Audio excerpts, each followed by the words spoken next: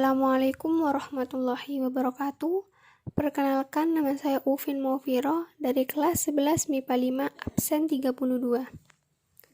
Di sini saya akan menjelaskan tentang proses pembentukan urea dan getah empedu. Urea adalah salah satu senyawa yang mudah larut dalam air yang bersifat netral, terdapat dalam urin yang dikeluarkan dari dalam tubuh. Pembentukan urea ini berlangsung di dalam hati. Urea terbentuk dari amonia dan karbon dioksida melalui serangkaian reaksi kimia yang berbentuk siklus, yang dinamakan siklus urea. Lalu, bagaimana proses terbentuknya urea? Nah, reaksi pertama yaitu sintesis karbamil fosfat. Dalam reaksi ini, pembentukan karbamil fosfat ini 1 mol amonia bereaksi dengan 1 mol karbon dioksida dengan bantuan enzim karbomoil fosfat sintase. Reaksi ini membutuhkan energi, karenanya reaksi ini melibatkan 2 mol ATP yang diubah menjadi ADP. Reaksi kedua, pembentukan sintrulin. Dalam reaksi ini, bagian karbomoil bergabung dengan ornitin dan memisahkan gugus fosfat sebagai katalis. Pembentukan sintrulin adalah transkarbomoilase yang terdapat pada bagian mitokondria. Reaksi ketiga yaitu pembentukan asam arginin suksinat. Dalam proses ini, sintrulin bereaksi dengan asam aspartat, membentuk asam arginino suksinat. Reaksi ini berlangsung dengan bantuan enzim arginino suksinat sintase. Dalam reaksi tersebut, ATP merupakan sumber energi dengan jalan melepaskan gugus fosfat dan mengubah menjadi AMP. Reaksi keempat yaitu penguraian arginosuksinat. Dalam reaksi ini, asam arginisoksinat diuraikan menjadi arginin dan asam fumarat. Reaksi ini berlangsung dengan bantuan enzim argininosuksinase, yaitu suatu enzim yang terdapat dalam hati dan ginjal.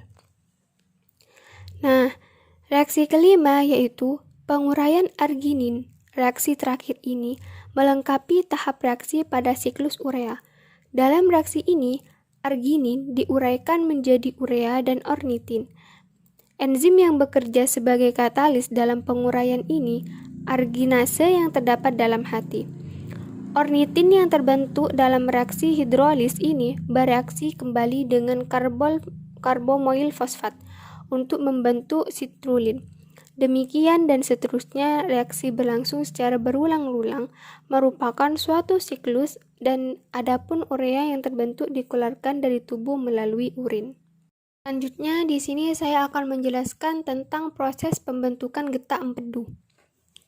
Nah, getah empedu dibentuk bermula dari pemecahan sel darah merah atau disebut dengan eritrosit, yang mana sel darah ini akan dirombak atau mengalami pemecahan pada darah yang sudah tua atau usia darah merah yaitu sampai 120 hari. Nah, selanjutnya eritrosit yang dirombak itu akan diperbarui dan sel darah merah ini dibutuhkan dalam jumlah banyak di dalam tubuh kita, yang mana fungsinya sebagai pengangkut oksigen. Jadi sel darah merah itu beregenerasi, di mana sel darah merah dipecah, yang mana sel darah merah itu sendiri akan menjadi hemoglobin, yaitu gabungan dari hem, Fe, dan globin.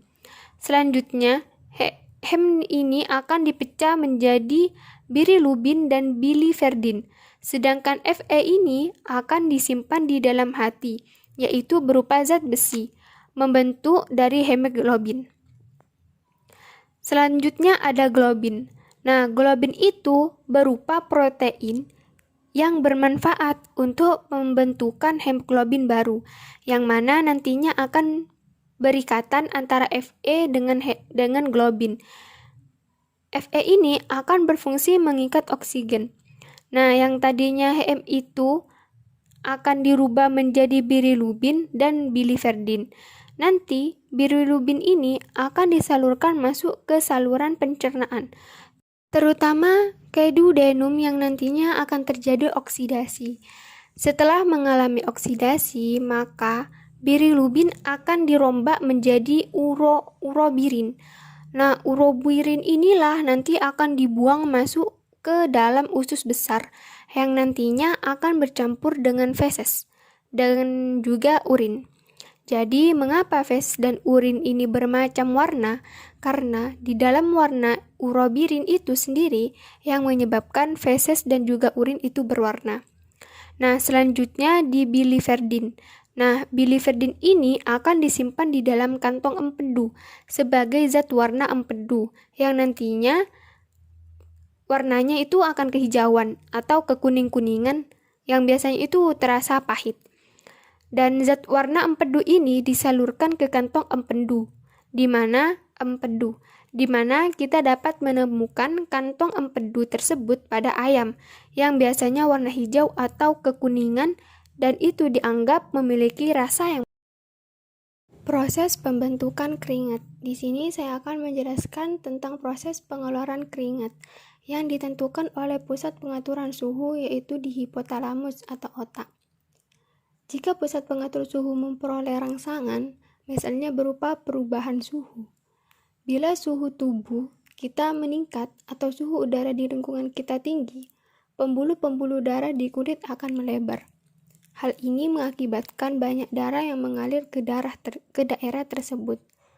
Karena pangkal kelenjar keringat berhubungan dengan pembuluh darah, maka terjadilah penyerapan air, garam, dan sedikit urea oleh kelenjar keringat. Kemudian air bersama larutannya keluar melalui pori-pori yang merupakan ujung-ujung dari kelenjar keringat.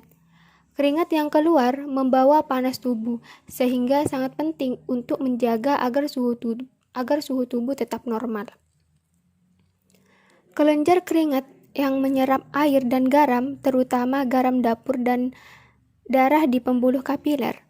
Keringat yang dikeluarkan melalui pori-pori di permukaan kulit akan menyerap panas tubuh, sehingga suhu tubuh menjadi tetap pada keadaan normal. Keringat akan keluar dari tubuh sebanyak sekitar 50 mili setiap jam.